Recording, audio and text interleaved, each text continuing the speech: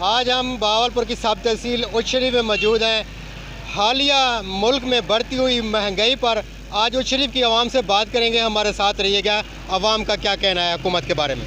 پہلے زیادہ تھی، جیسے منی بجٹ آیا اس کے بعد دال، چینی، گھی، پٹرول سب کچھ مہنگا ہوا۔ غریب عوام کی پہنچ میں کچھ نہیں ہے، مزدور طبقہ کہاں جائے؟ گوشت بڑی اسمان سے باتیں کر رہی ہے، غریب آدمی کچھ ہی لینے سے گزارش کرتا ہے۔ بھائی اب لنڈے پہ خریداری کرنے آئے ہیں تو دن بہ دن مہنگائی بڑھتی جا رہی ہے۔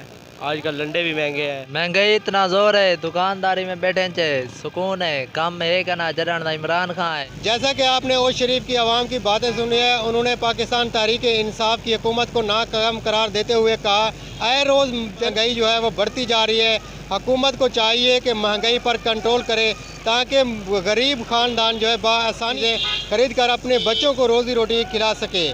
کیمرہ مین ٹیم کے ساتھ مار Khadim Hussain, capital T V اچ شریف۔